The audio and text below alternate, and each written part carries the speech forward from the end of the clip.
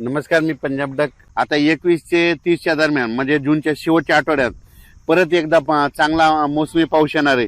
त्याच्यामध्ये महाराष्ट्राच्या जवळजवळ सगळ्या भागाची पेरणी देखील होणार आहे आणि कापसाच्या लागवडी देखील होणार आहे. म्हणून माझं तरी म्हणणं आहे, शेतकऱ्यांनी घाबरू नये. एल निनो वगैरे काही नाही की 21 ते जूनच्या शेवटच्या आठवड्यात पाऊस पडणार आहे.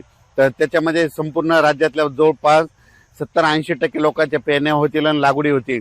आणि त्याच्यातून जर काही शेतकरी उरले तर 7 जुलै ते 14 जुलैच्या दरम्यान राज्यामध्ये काय होणार आहे, पुन्हा राहिलेल्या शेतकऱ्याच्या पेरण्या होणार आहेत. म्हणून हे देखील सर्व शेतकऱ्यांना लक्षात घ्यायचं. शेतकऱ्याला सांगू इच्छितो, शेतकऱ्यांना यावर्षी पाऊस काय होणार आहे, फक्त काय होणार आहे, टप्प्याटप्प्यानं पडणार आहे. आणि जिथं पडला तिथं त्यांच्या पेरण्या होतील. ज्यांच्या जमिनीमध्ये ईदभर ओल गेली त्यांच्या पेरण्या देखील सुरू होतील. असं हे पाऊस काय होणार आहे 18 तारखेपासून म्हणजे 18 जून पासून पुन्हा आणखीन काय होणार, दररोज वेगवेगळ्या भागात काय होणार आहे ते पाऊस पडत राहणार आहे. आणि ज्यांच्याकडे जास्त पाऊस होईल ते मग ते शेतकरी पेरणीचा निर्णय घेतील.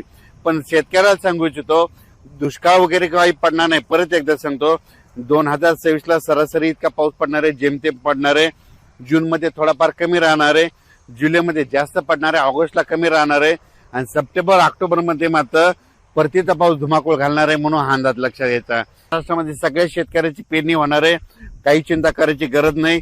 एल निनो नसता, काही नसतं. तुम्हाला सांगू इच्छितो, दरवर्षी काय झालं, निसर्ग 22 दिवस पुढे सरकला, थंडी 22 दिवस पुढे सरकली, उन्हाळा 22 दिवस पुढे सरकला आणि पावसाळा 22 दिवस पुढे सरकला. मग दरवर्षी पाऊस कधी येतो, 7 जूनला येतो. तर दरवर्षी हे निसर्ग 22 दिवस पाऊस उशिरा येणार. म्हणून म्हणतो दरवर्षी जूनच्या शेवटच्या आठवड्यात पेरणी होणार आहे.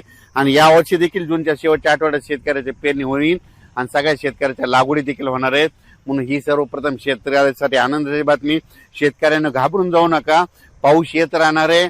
तुम्ही बघा, आता मध्ये हे दररोज पाहताना आज देखील ना विदर्भामध्ये वर्धा, नागपूर, भंडारा, गोंदिया, चंद्रपूर, यवतमाळ, अमरावती, अकोला त्या परिसरामध्ये आज देखील म्हणजे चांगल्या स्वरूपात विदर्भात, पूर्व विदर्भात पाऊस पडणार आहे.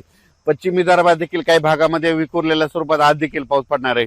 मराठवाड्यात देखील आज विखुरलेल्या स्वरूपात सगळीकडे नाही पडणार, पण भाग बदलत पावसाला सुरुवात होणार आहे. म्हणून हा अंदाज लक्षात घ्यायचा. तसाच काय होणार आहे, हे पाऊस 18 जून पासून दररोज एक दिवस वाढत वाढत असं चांगलं जाणार आहे. मग त्याच्यानंतर काय होणार आहे, 21 जून ते 29 जून संपूर्ण महाराष्ट्रामध्ये वेगवेगळ्या पाऊस पडणार आहे, सगळ्यांच्या पेरण्या होणार आहेत. म्हणून शेतकऱ्यांनी घाबरून न जाता फक्त धीर ठेवा. पाऊस येणार आहे, पाऊस पावसाचं काम करतो. म्हणून आपण देखील बरेच जण असे म्हणालेत की दुष्काळ पडेल, दुष्काळ वगैरे काही पडणार आहे. तुम्ही बघा, जूनच्या अखेर, जूनच्या आपण